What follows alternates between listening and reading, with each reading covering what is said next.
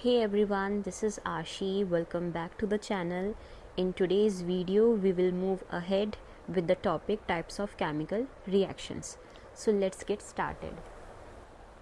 Last video में मैंने आप लोगों से एक क्वेश्चन पूछा था और वो क्वेश्चन ये था कि रेस्पिरेशन इज़ एक्सोथर्मिक और एंडोथर्मिक. ये क्वेश्चन मैंने आपसे पूछा था. Okay, so now let's discuss this topic first. So respiration is an exothermic process. Okay, respiration एक एक्सोथर्मिक प्रोसेस है. सबसे पहले मैं आपको रिकॉल करा दूं कि एक्सोथर्मिक और एंडोथर्मिक प्रोसेस हमने लास्ट वीडियो में पढ़े थे. तो उसमें मैंने ये बताया था कि जो एक्सोथर्मिक रिएक्शंस होते हैं उनमें हीट रिलीज़ होती है. ओके, जब हीट रिलीज़ होती है किसी रिएक्शन में तो उसको हम कहते हैं एक्सोथर्मिक रिएक्शन. एंड जब किसी रिएक्शन में हीट एब्जॉर्ब होती है, हीट को यूज़ किया जाता है. ओके, हीट जब एब्जॉर्ब होती है तो उसको हम कहते हैं endothermic reaction. Again I repeat, exothermic reactions, exothermic process वो होता है जिस रिएक्शन में हीट रिलीज़ होती है. ओके, हीट जब रिलीज़ होती है उसको हम कहते हैं एक्सोथर्मिक प्रोसेस. और जब किसी केमिकल रिएक्शन में हीट एब्जॉर्ब होती है, यूज़ होती है in any form like sunlight और एनीथिंग, तो उसको हम कहते हैं एंडोथर्मिक प्रोसेस. ओके, जिसमें हीट एब्जॉर्ब होती है, जिस रिएक्शन में हीट को आप यूज़ करते हो उसको हम कहते हैं एंडोथर्मिक प्रोसेस. सो मैंने आपसे एक क्वेश्चन पूछा था कि वेदर रेस्पिरेशन इज़ एक्सोथर्मिक और endothermic. So respiration is an exothermic process. Okay, respiration is an exothermic process, यानी कि रेस्पिरेशन में हीट रिलीज़ होती है. ओके, हीट क्या होती है? रिलीज़ होती है रेस्पिरेशन में. अब वो कैसे, ये हम जानते हैं. सो अब हम ये जानेंगे कि how respiration is an exothermic process.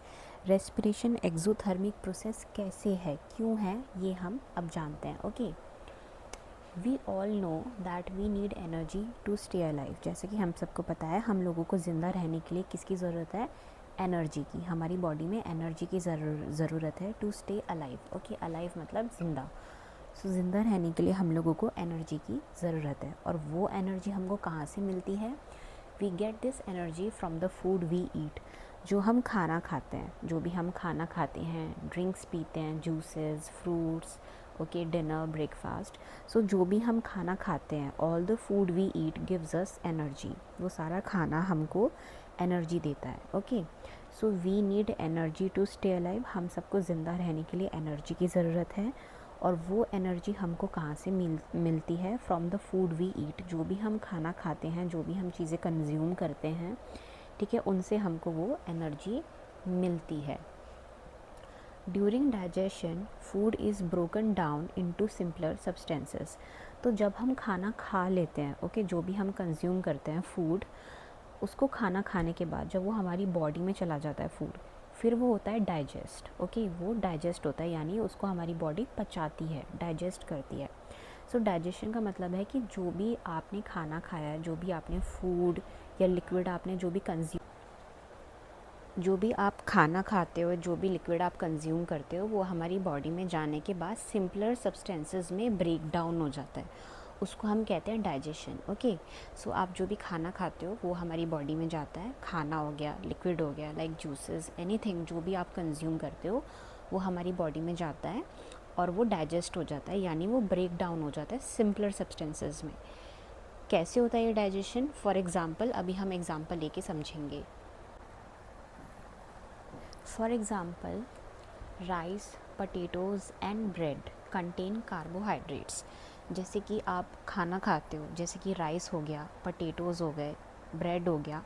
आप जब इन चीज़ों को खाते हो तो राइस, पोटैटो और ब्रेड में क्या होते हैं? कार्बोहाइड्रेट्स होते हैं. Okay, rice, potato and bread contains carbohydrates. Rice, potato और ब्रेड में कार्बोहाइड्रेट्स होते हैं. तो जब आप इनको खाते हो, ठीक है, जब आप राइस खाते हो या पोटैटोज़ खाते हो या ब्रेड खाते हो, तो these carbohydrates are broken down to form glucose. ये कार्बोहाइड्रेट्स क्या होता है? ये जब आपके पेट में जाके, आपके टमी में जाके जब डाइजेस्ट होगा फूड, जब राइस, पोटैटो या ब्रेड आपके टमी में जाकर जब डाइजेस्ट होंगे ओके आपके स्टमक में जाके जब ये डाइजेस्ट होंगे तो these carbohydrates are broken down to form glucose. Okay ये carbohydrates they digest, they get digested and they get broken down to form glucose, ये ग्लूकोज फॉर्म करते हैं। ठीक है, सो जैसा कि मैंने अभी आपको बताया कि we need energy to stay alive, आपको ज़िंदा रहने के लिए एनर्जी की ज़रूरत है। ये एनर्जी आपको कहाँ से मिलती है? You get this energy from the food you eat. ठीक है, जो आप फूड खाते हो, ड्रिंक्स जो भी आप कंज्यूम करते हो, उनसे आपको एनर्जी मिलती है। तो जो भी चीज़ें आप कंज्यूम करते हो, लाइक फूड हो गया, ड्रिंक्स हो गए, एनीथिंग हो गया, वो आपके स्टमक में जाके वो डाइजेस्ट होती हैं। डाइजेस्ट का मतलब है कि वो सिंपलर सब्सटेंसेस में ब्रेक डाउन हो जाते हैं। ओके जैसा कि राइस हो गए, पटेटो हो गए, ब्रेड हो गए, और भी बहुत बाकी के फूड आइटम्स। ठीक है, जैसे राइस हो गए, पटेटो हो गए, ब्रेड हो गए, इन सब में कार्बोहाइड्रेट्स होते हैं। तो ये कार्बोहाइड्रेट्स जब आप इनको कंज्यूम करते हो, राइस को, पटेटो को, ब्रेड को जब आप कंज्यूम करते हो, तो इनमें जो प्रेजेंट होते हैं कार्बोहाइड्रेट्स, वो आपके स्टमक में जाके वो फिर ब्रेक डाउन हो जाते हैं एंड दे फॉर्म ग्लूकोज। वो ब्रेक डाउन होके यानी डाइजेस्ट होके क्या फॉर्म करते हैं? ग्लूकोज फॉर्म करते हैं। Okay, during respiration glucose reacts with oxygen. Okay, फिर ये ग्लूकोज क्या करती है? ऑक्सीजन के साथ रिएक्ट करती है। फिर ये ग्लूकोज ऑक्सीजन के साथ रिएक्ट करती है and it produces carbon dioxide, water and energy. Okay, और फिर उसके बाद क्या होता है कि जब ग्लूकोज ऑक्सीजन के साथ रिएक्ट करती है तो मिलता है हमको carbon dioxide, water and energy. Energy देखो, एनर्जी इज़ रिलीज्ड, है ना, एनर्जी रिलीज़ हो रही है ना। जब ग्लूकोज ऑक्सीजन के साथ रिएक्ट करता है आपके अंदर इंटरनल ऑर्गन्स में, जब ग्लूकोज ऑक्सीजन के साथ रिएक्ट करता है तो आपको मिलता है कार्बन डाइऑक्साइड, और आपको मिलता है वाटर, और आपको मिलती है energy. Okay, the released energy is used for growth, movement and life processes. तो क्योंकि रेस्पिरेशन में एनर्जी रिलीज़ हो रही है, फिर यही एनर्जी यूज़ होती है आपकी बॉडी में ग्रोथ के लिए, मूवमेंट के लिए और लाइफ प्रोसेसेस के लिए। ठीक है, जो आपकी ग्रोथ होती है, आपकी हाइट बढ़ती है, हेल्थ होती है, उन सब के लिए ये एनर्जी रिस्पॉन्सिबल होती है, ये ज़रूरी होती है। ठीक है, ये आपको मूवमेंट में हेल्प करती है, मूव करने में, चलने फिरने, दौड़ने, भागने, डांसिंग, सब चीज़ों में ये हेल्प करती है। और जो बाकी के हमारे लाइफ प्रोसेसेस होते हैं उनमें भी ये हेल्प करती है। ठीक है, लाइफ प्रोसेस का आपका चैप्टर है क्लास 10th में, वो हम अभी इसको बहुत डीप में आगे हम उस चैप्टर में पढ़ेंगे। Okay, so that is why respiration is an exothermic process. Respiration exothermic process है क्योंकि उसमें एनर्जी रिलीज़ होती है, और हमने पढ़ा था कि जिस रिएक्शन में, जिस भी प्रोसेस में एनर्जी रिलीज़ होती है वो होता है एक्सोथर्मिक। जिन प्रोसेसेस में या केमिकल रिएक्शंस में एनर्जी एब्जॉर्ब होती है यानी यूज़ होती है, वो होते हैं एंडोथर्मिक रिएक्शंस। ओके, मैं फिर से रिपीट कर देती हूँ, रेस्पिरेशन एक्सोथर्मिक प्रोसेस कैसे है? क्योंकि हमको ज़िंदा रहने के लिए चाहिए एनर्जी। वो एनर्जी हमको मिलती है खाना खाने से। जो हम खाना खाते हैं या जो भी हम लिक्विड कंज्यूम करते हैं वो हमारे स्टमक में जाके वो ब्रेक डाउन हो जाता है, वो डाइजेस्ट होता है इनटू सिंपलर सब्सटेंसेस। जैसा कि आप राइस, पटेटो, ब्रेड या कोई भी फूड आइटम आप खाते हो वो जाके डाइजेस्ट हो जाता है।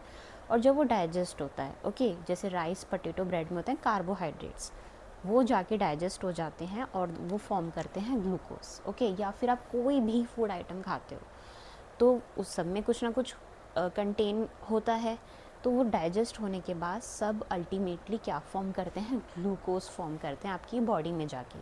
फिर ये ग्लूकोज आपकी बॉडी में जो ऑक्सीजन प्रेजेंट है उसके साथ रिएक्ट करती है।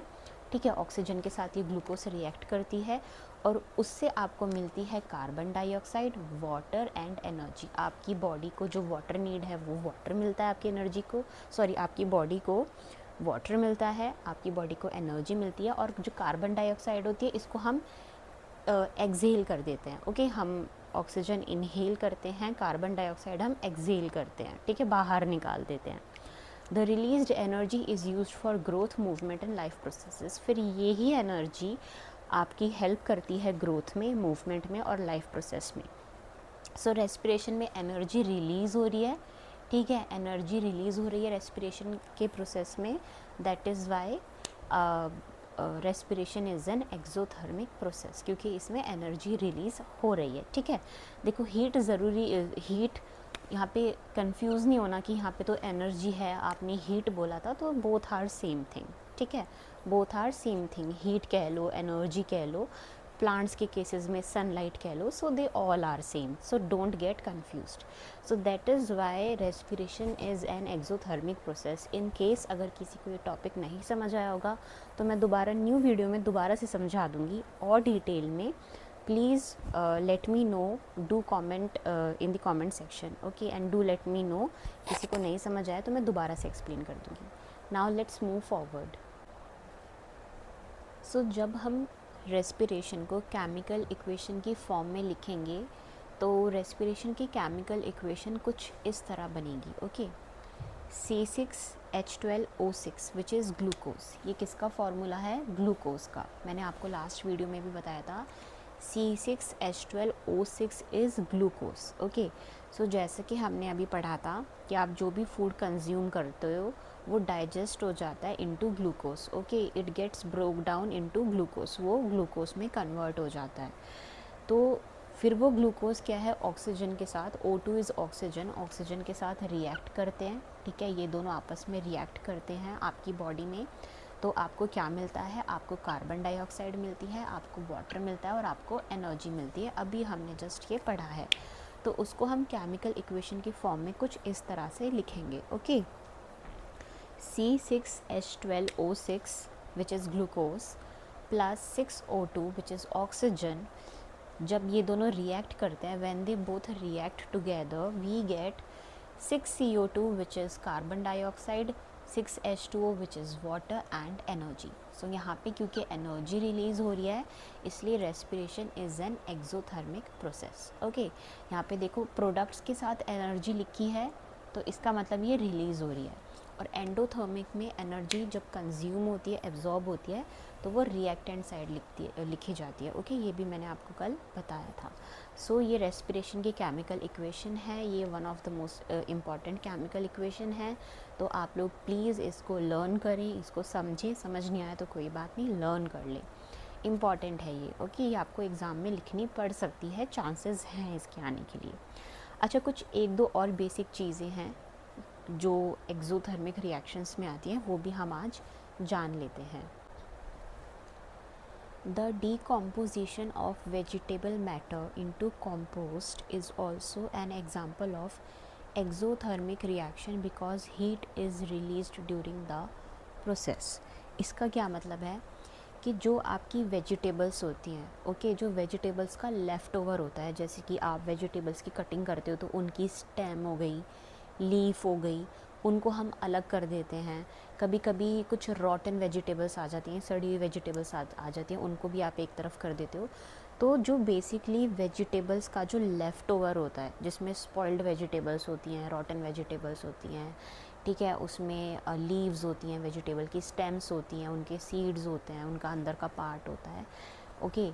तो ये जो भी जो लेफ़्ट ओवर वेजिटेबल्स होती हैं, जो यूज़लेस होती हैं, उनको क्या किया जाता है? उनको एक तरफ इकट्ठा कर दिया जाता है, एक जगह, एक एरिया पे, ठीक है। तो कुछ टाइम बाद वो सब ना कॉम्पोस्ट में कन्वर्ट हो जाते हैं, ओके। कॉम्पोस्ट में कन्वर्ट हो जाता है, कॉम्पोस्ट मतलब एक सब्सटेंस उनका बन जाता है जिसको आप एज अ मैन्योर, एज खाद की तरह आप उसको यूज़ कर सकते हैं। So that is compost, okay. So जो वेजिटेबल मैटर का डीकम्पोजिशन जब हो जाता है, डीकम्पोजिशन यानी कि जब वो कन्वर्ट हो जाती हैं, डीकम्पोज हो जाती हैं, ओके, यानी दूसरे सब्सटेंस में जब वो चेंज हो जाती हैं कॉम्पोस्ट में, उसको हम डीकम्पोजिशन कहते हैं। तो this is also an example of exothermic reaction because heat is released during the process. इस प्रोसेस में भी जो है हीट रिलीज़ होती है, okay, heat is released, decomposition की प्रोसेस में हीट इज़ रिलीज्ड, इसलिए इसको भी हम एक्सोथर्मिक प्रोसेस कहते हैं, एक्सोथर्मिक रिएक्शन कहते हैं। देखो कंपोस्ट क्या होता है? Compost is decayed organic matter used as natural manure, ठीक है। ये ऑर्गेनिक मैटर होता है, ऑर्गेनिक चीज़ों से मिलके बनता है बेसिकली, जैसे कि लेफ़्ट ओवर फ्रूट्स हो गए, वेजिटेबल्स हो गए, लीव्स हो गई, ठीक है। तो ऑर्गेनिक मैटर जो भी होता है उसको जब वो डीकम्पोज हो जाता है, ओके, कुछ टाइम में वो कन्वर्ट हो जाता है मैन्योर में, वो नेचुरल मैन्योर की तरह यूज़ होता है, मैन्योर में कन्वर्ट हो जाता है।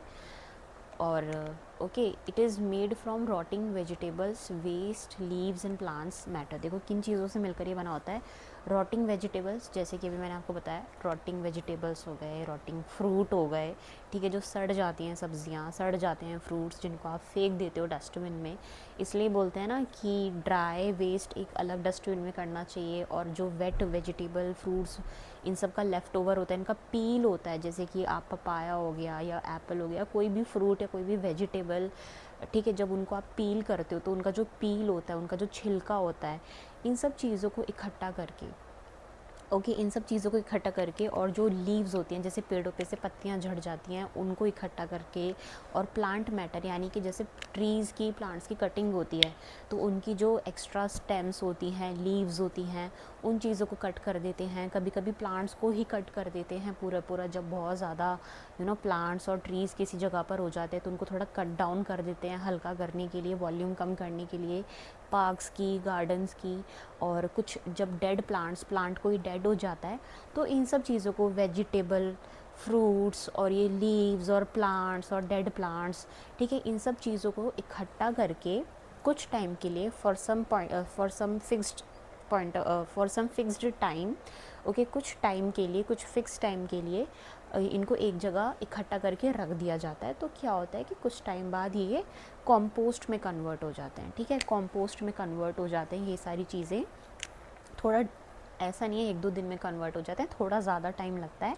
फिर इस कंपोस्ट को हम as a natural manure use करते हैं, यानी कि खाद की तरह यूज़ करते हैं प्लांट्स में डालने के लिए, ठीक है। आप फार्मिंग कर रहे हो या फिर आप ऐसे ही किसी गार्डन में प्लांटेशन कर रहे हो, तो उसमें एज अ नेचुरल मैन्योर इसको कंपोस्ट को यूज़ किया जाता है, ठीक है। तो इसी वेजिटेबल, लीव्स, फ्रूट्स या डेड प्लांट्स या प्लांट्स मैटर, इन सब के डीकम्पोजिशन को, इसी को डीकम्पोजिशन को जो है ये एक एक्सोथर्मिक रिएक्शन कहा जाता है। इन सब का डीकम्पोजिशन एक्सोथर्मिक रिएक्शन ये कहा जाता है। ओके, मैं फिर से रिपीट कर देती हूँ। जो वेजिटेबल मैटर होता है, या फ्रूट्स हो गए, या वेस्ट लीव्स हो गई, या प्लांट मैटर हो गया, इन सब का जो डीकम्पोजिशन होता है, यानी कि जब ये कंपोस्ट में कन्वर्ट हो जाता है, ओके, तो ये जो प्रोसेस होता है इसको भी हम एक्सोथर्मिक रिएक्शन कहते हैं, क्योंकि इस प्रोसेस में हीट रिलीज़ होती है, ठीक है। किसी को कोई भी टर्म नहीं समझ आई हो तो प्लीज़ कमेंट सेक्शन में कमेंट करके पूछ लेना। डीकम्पोजिशन, कंपोस्ट मैंने एक्सप्लेन कर दिए हैं, मैं फिर से एक्सप्लेन कर देती हूँ कि कभी कभी क्या होता है, आपके आपकी रॉटन वेजिटेबल्स होती हैं, और फ्रूट्स होते हैं, रॉटन फ्रूट्स जिनको आप नहीं खाते हो, जो सड़ जाते हैं, जैसे बनाना हो गया, पपाया हो गया, कोई भी फ्रूट रखा रखा सड़ जाता है, सब्जियां सड़ जाती हैं। या फिर जब आप वेजिटेबल्स की कटिंग करते हो, उनका स्टेम अलग कर देते हो, उनकी लीव्स अलग कर देते हो, ठीक है। तो ऐसे वेजिटेबल वेस्ट, फ्रूट वेस्ट हो गया, लीव्स हो गई जो पत्तियाँ पेड़ों पे से झड़ जाती हैं, प्लांट मैटर हो गए, कुछ प्लांट्स की जो कटिंग होती है, तो जो भी उनके कट आउट पार्ट्स होते हैं, जैसे उनकी स्टेम हो गई, उनकी लीव्स हो गई, या कुछ डेड प्लांट्स हो जाते हैं, जो प्लांट नहीं उग पाते, मर जाते हैं, तो डेड प्लांट हो गए। तो ऐसी सारी, इन सबको हम कहते हैं organic material, okay. Vegetable, fruit, leaves, plants, इन सबको हम कहते हैं ऑर्गेनिक मटेरियल। तो इन सारी ऑर्गेनिक चीज़ों को एक जगह इकट्ठा करके एक जगह इनका ढेर बना लेते हैं, ओके, एक जगह इनको कलेक्ट कर लेते हैं। फिर कुछ टाइम बाद ये चीज़ें जो हैं, इनका डीकम्पोजिशन होता है, इसी प्रोसेस को हम डीकम्पोजिशन कहते हैं। ये जो एक टाइम पीरियड जो लेते हैं ना कंपोस्ट में बदलने के लिए, उसी को हम डीकम्पोजिशन कहते हैं। तो इन सब चीज़ों को एक जगह इकट्ठा करा जाता है, वहाँ पे ये रखे रखे और सड़ जाते हैं और ज़्यादा वो स्पॉइल हो जाते हैं, और स्पॉइल होने के बाद वो कंपोस्ट में बदल जाते हैं, जिसको आप as a natural manure use करते हो, और इसी प्रोसेस को हम कहते हैं डीकम्पोजिशन। सो ये जो डीकम्पोजिशन का प्रोसेस होता है, ये भी एक एक्सोथर्मिक रिएक्शन होता है, एक्सोथर्मिक प्रोसेस होता है, क्योंकि इसमें हीट एनर्जी रिलीज़ होती है, ठीक है, क्योंकि heat is released during the process. इस प्रोसेस में भी हीट रिलीज़ होती है, इसलिए इसको भी हम एक्सोथर्मिक रिएक्शन कहते हैं। I hope exothermic and endothermic reactions आपको क्लियर हो गए होंगे। फोटोसिंथेसिस एंडोथर्मिक रिएक्शन है, क्योंकि प्लांट्स सनलाइट यूज़ करते हैं फोटोसिंथेसिस में अपना खुद का खाना बनाने में, ओके, तो वहाँ पे सनलाइट को एब्जॉर्ब किया जाता है फोटोसिंथेसिस में, इसलिए वो एंडोथर्मिक प्रोसेस है। रेस्पिरेशन जो हम ह्यूमन बींग्स यूज़ करते हैं, ठीक है, वो एक एक्सोथर्मिक प्रोसेस है, क्योंकि इस प्रोसेस में हीट रिलीज़ होती है। और डीकम्पोजिशन ऑफ वेजिटेबल मैटर, ये भी एक एक्सोथर्मिक रिएक्शन है, क्योंकि इस रिएक्शन में भी, इस प्रोसेस में भी हीट रिलीज़ होती है। तो I hope endothermic exothermic reactions आपको क्लियर हो गए होंगे। One more thing, let me tell you one more thing. कभी कभी क्वेश्चन में अगर कोई रिएक्शन गिवन है और आपसे पूछा है कि बताओ ये किस टाइप का रिएक्शन है, एक्सोथर्मिक है, एंडोथर्मिक है, कॉम्बिनेशन है, डिकम्पोजिशन है, कैसा है, तो डोंट गेट कन्फ्यूज्ड। ज़रूरी नहीं है कि एक पर्टिकुलर रिएक्शन एक ही तरह की हो। जैसे मान लो ये कोई रिएक्शन गिवन है, तो ज़रूरी नहीं है कि ये सिर्फ कॉम्बिनेशन ही हो या ये सिर्फ एक्सोथर्मिक ही हो। It can be two, it can be a combination of two reactions. कोई पर्टिकुलर रिएक्शन गिवन है तो ये भी हो सकता है कि the given reaction is combination as well as exothermic, या ये भी हो सकता है कि the given reaction is combination reaction as well as endothermic. Okay, तो एक ही पर्टिकुलर रिएक्शन दो तरह की भी हो सकती हैं। सो इसमें कंफ्यूज नहीं होना कि आपको बस एक ही नाम लिख कर आना है।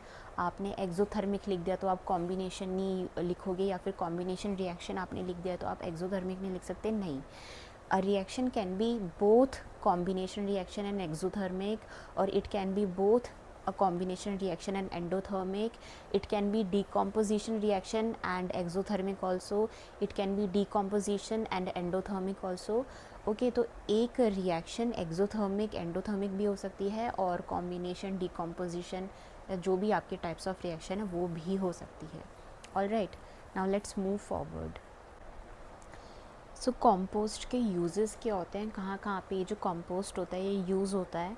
जब आपका ऑर्गेनिक मैटर, आपके रॉटन vegetables, fruits, leaves, plant matter, जब ये सारी चीज़ें डीकम्पोज होकर कंपोस्ट में बदल जाती हैं, तो वो कहाँ कहाँ यूज़ होता है। ओके, मैंने आपको बताया था आप उसको as a natural manure use कर सकते हो, आप उसको खाद की तरह यूज़ कर सकते हो। तो उससे क्या होता है, इट मेक्स सॉइल फर्टाइल। जब आप इस कंपोस्ट को, ये जो आपका नेचुरल खाद जो बनकर आता है, जो आपका कंपोस्ट बन के आता है, जिसको आप as a natural manure use कर सकते हो, ये आपकी सॉइल को फर्टाइल करता है, यानी कि सॉइल की फर्टिलिटी बढ़ा देता है। ओके, उसमें क्या होता है कि प्लांट्स की ग्रोथ अच्छी होती है। ओके, प्लांट्स बहुत प्लांट्स इजीली ग्रो करते हैं, ग्रोथ उनकी अच्छी होती है। सो ये सॉइल को फर्टाइल करता है। फर्टाइल का मतलब है, सॉइल फर्टाइल मतलब है जो कि ईजीली, जहाँ पे आप प्लांट्स लगा सकते हो। ओके, आप फ्रूट्स, वेजिटेबल्स, प्लांट्स सॉइल में ईज़िली आप लगा सकते हो, अच्छी ग्रोथ होती है। जहाँ पे हिंदी में बोलते हैं, आई थिंक उपजाऊ, उपजाऊ बोलते हैं, मुझे एग्जैक्ट वर्ड नहीं पता, आपको पता है तो मुझको कमेंट्स में बता देना। ओके, सो ये सॉइल की फर्टिलिटी बढ़ाते हैं। Improves plant growth, like I said, plants की ग्रोथ में बहुत हेल्प करता है। Okay, and it is eco friendly fertilizer, ये एक इको फ्रेंडली फर्टिलाइज़र भी है। फर्टिलाइज़र बेसिकली क्या होते हैं, कुछ वही सब्सटेंसेस होते हैं जो आपकी सॉइल की फर्टिलिटी को बढ़ाते हैं, यानी सॉइल को उपजाऊ बनाते हैं। जहाँ पर आप अपनी क्रॉप्स, अपने प्लांट्स, अपने फ्रूट्स, वेजिटेबल, फ्लावर्स, इनको आप इजीली ग्रो कर सको। ओके, तो ये आपकी सॉइल को फेवरेबल बनाते हैं आपके प्लांटेशन के लिए, आपकी फार्मिंग के लिए, क्रॉपिंग के लिए। ठीक है, तो फर्टिलाइज़र्स होते हैं जो आपकी सॉइल की फर्टिलिटी को बढ़ाते हैं। सो कंपोस्ट को जो है वो एक इको फ्रेंडली फर्टिलाइज़र होता है। इको फ्रेंडली का क्या मतलब होता है, इसमें कोई केमिकल नहीं होता, केमिकल है ही नहीं। फर्टिलाइज़र्स वैसे भी अवेलेबल होते हैं मार्केट में, बट उनमें बहुत सारे केमिकल्स होते हैं, तो उनके नेगेटिव इम्पैक्ट्स भी होते हैं, कॉन्सिक्वेंसेस भी होते हैं। ठीक है, जैसे कि आपके जो फ्रूट्स एंड वेजिटेबल्स आते हैं उनमें उनका इम्पैक्ट रहता है फर्टिलाइज़र्स का। ठीक है, तो केमिकल होते हैं, उनके बहुत नेगेटिव इम्पैक्ट होते हैं हमारे इन्वायरमेंट को लेके, पॉल्यूट करते हैं वो हमारे इन्वायरमेंट को, हमारी सॉइल को, हमारे प्लांट्स को। So this is eco friendly fertilizer. Eco friendly से क्या मतलब है कि इसमें कोई भी केमिकल नहीं होता। ये हमारी सॉइल को, हमारे प्लांट्स को, हमारे इन्वायरमेंट को किसी भी तरह से पॉल्यूट नहीं करते, किसी भी तरह से नेगेटिव इम्पैक्ट नहीं डालते हैं हमारे इन्वायरमेंट में। Okay, so that is why it is eco friendly fertilizer. So compost आप एज अ नेचुरल मैन्योर खाद की तरह आप यूज़ करते हैं। ये आपकी सॉइल की फर्टिलिटी को बढ़ाता है, आपके प्लांट्स की ग्रोथ में हेल्प करता है, and at the same time ये एक इको फ्रेंडली फर्टिलाइज़र है। इसमें कोई केमिकल यूज़ नहीं होता, ये बिल्कुल नेचुरल ऑर्गेनिक चीज़ों से बनता है, बहुत नेचुरल होता है, बहुत ऑर्गेनिक होता है, इको फ्रेंडली होता है। Okay, so types of chemical reactions में हमने कॉम्बिनेशन रिएक्शन पढ़ लिया है।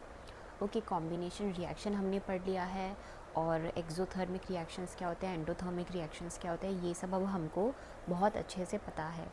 जिसको अगर इन टॉपिक्स में कॉम्बिनेशन रिएक्शन, एक्सोथर्मिक, एंडोथर्मिक, इनमें कोई भी कन्फ्यूजन है, या इनसे पहले वाली बैलेंसिंग में किसी भी चीज़ में कोई भी कन्फ्यूजन है, तो आप प्लीज़ आप कमेंट करके कभी भी मुझसे किसी भी टाइम ये क्वेश्चंस पूछ सकते हैं, अपने डाउट्स पूछ सकते हैं, ठीक है।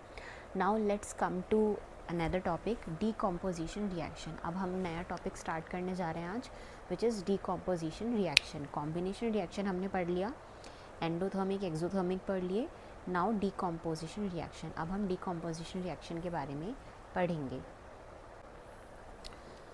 So what is decomposition reaction? A decomposition reaction is a chemical reaction in which one compound or reactant breaks down into two or more simpler substances. So decomposition reaction का क्या मतलब है? जब किसी reaction में एक सिंगल कंपाउंड, आप compound कह सकते हो, एलिमेंट कह सकते हो, रिएक्टेंट कह सकते हो, सब्सटेंस कह सकते हो। सो जब एक सिंगल कंपाउंड जो है वो ब्रेक डाउन हो जाता है इनटू टू और मोर सब्सटेंसेस, उसको हम कहते हैं decomposition reaction. Okay, for example, जैसे आपका ये समझाने के लिए जस्ट जर्नल फॉर्म इसकी कैसे होती है, जैसे आपका कंपाउंड है AB। Okay, so during the reaction ये आपका कंपाउंड AB ब्रेक डाउन हो जाएगा। एक सिंगल कंपाउंड है ये आपका, ओके, सिंगल रिएक्टेंट है, इट विल ब्रेक डाउन, ये ब्रेक डाउन हो जाएगा इनटू टू सिंपलर सब्सटेंसेस, दो सब्सटेंसेस में। तो इसको हम कहते हैं डीकम्पोजिशन रिएक्शन। एक फन फैक्ट आपको बता दूं, decomposition reaction is just opposite of combination reaction. ये कॉम्बिनेशन रिएक्शन का जस्ट ऑपोजिट है। आपको याद है हमने कॉम्बिनेशन रिएक्शन में क्या किया था? कॉम्बिनेशन रिएक्शन में टू और मोर सब्सटेंसेस आपस में कंबाइन होकर मिलकर एक नया रिएक्टेंट बनाते थे, नया प्रोडक्ट बनाते थे, ठीक है। कॉम्बिनेशन रिएक्शन में क्या हो रहा था? कॉम्बिनेशन रिएक्शन में कि जैसे कि आपके होते थे compound A plus compound B, तो टू कंपाउंड्स आपस में कंबाइन होकर एक नया प्रोडक्ट बनाते थे AB, ठीक है। ये हो रहा था कॉम्बिनेशन रिएक्शन में कि आपके टू और मोर रिएक्टेंट्स मिलकर कंबाइन होके आपका एक नया प्रोडक्ट बनाते थे। ये था कॉम्बिनेशन रिएक्शन। डीकम्पोजिशन इसका जस्ट उल्टा है। Decomposition is opposite of combination. इसका जस्ट उल्टा है कि यहाँ पे एक सिंगल कंपाउंड ब्रेक डाउन हो रहा है इनटू टू और more products, okay, into two और मोर सिंपलर सब्सटेंसेस कह लो, या फिर टू और मोर प्रोडक्ट्स कह लो। So that is decomposition reaction. यहाँ पे आपका एक सिंगल रिएक्टेंट, यहाँ पे एक सिंगल रिएक्टेंट है AB, ये ब्रेक डाउन हो रहा है into two simpler products A plus B। तो ये जर्नल फॉर्म है डीकम्पोजिशन रिएक्शन की। ओके, ये जस्ट कॉम्बिनेशन रिएक्शन का ऑपोजिट होता है। Okay, so a decomposition reaction is a chemical reaction in which one compound or reactant breaks down into two और more simpler substances, उसको हम कहते हैं डीकम्पोजिशन रिएक्शन। ओके, जब आपका एक सिंगल रिएक्टेंट, आपका एक सिंगल कंपाउंड ब्रेक डाउन हो जाता है, टूट जाता है, स्प्लिट हो जाता है इनटू टू और मोर सिंपलर सब्सटेंसेस में, आपका एक single reactant, single compound split हो जाता है, ब्रेक डाउन हो जाता है इनटू टू और मोर सिंपलर सब्सटेंसेस में, या फिर टू और मोर प्रोडक्ट्स में। ओके, तो उसको हम कहते हैं डीकम्पोजिशन रिएक्शन। ओके, इसके एग्जांपल्स बहुत सारे हैं,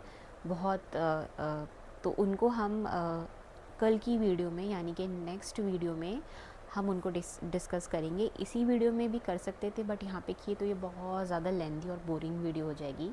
सो आज के लिए इतना ही काफ़ी है। नेक्स्ट वीडियो में हम डीकम्पोजिशन रिएक्शन के एग्जाम्पल्स करेंगे। ओके आपकी जो एनसीईआरटी में एक्टिविटीज़ गिवन है वो करेंगे, उससे हम और डीप में डिकम्पोजिशन रिएक्शन को हम समझेंगे। ओके सो फॉर नाउ मैं आपको दोबारा से रिपीट कर दूं, कॉम्बिनेशन रिएक्शन में क्या होता था कि आपके 2 और मोर रिएक्टेंट्स आपस में मिलकर कंबाइन होकर एक नया प्रोडक्ट बनाते थे, और डीकम्पोजिशन रिएक्शन में उसका जस्ट ऑपोजिट हो रहा है। यहाँ पे आपका एक सिंगल रिएक्टेंट होता है और वो ब्रेक डाउन हो जाता है इनटू 2 और more products. Okay so that is decomposition reaction. ये इसको हम कहते हैं डीकम्पोज होना। ओके डीकम्पोजिशन रिएक्शन, एक सिंगल रिएक्टेंट आपका स्प्लिट हो जाता है इनटू 2 और मोर प्रोडक्ट्स में, उसको हम कहते हैं decomposition reaction. So next class में हम एक्टिविटीज़ करेंगे जो भी एनसीईआरटी में गिवन है, तो उससे आपको और अच्छे से ये टॉपिक समझ आ जाएगा। ठीक है, सो फॉर नाउ आपको आपका टास्क यही है कि अभी ये मेरी 6th वीडियो है, तो आप इन 6 वीडियोस को अच्छे से रिवाइज़ करें। किसी को कोई डाउट है तो आप मुझसे कमेंट सेक्शन में पूछ सकते हैं। Okay you are always welcome to ask any kind of doubt and feel free to ask, don't hesitate। आपको बिल्कुल भी हेसिटेट करने की ज़रूरत नहीं है। ओके आपको जैसा भी डाउट हो इस वाली वीडियो से या प्रीवियस किसी वीडियो से, आपको कोई भी डाउट हो, first video, second video, third video, किसी भी वीडियो में आपको कैसा भी डाउट हो तो आप कमेंट करके मुझे पूछ सकते हैं। Okay so if this video helped you in any way, please like, share and do subscribe to the channel for more such content, and thanks for watching.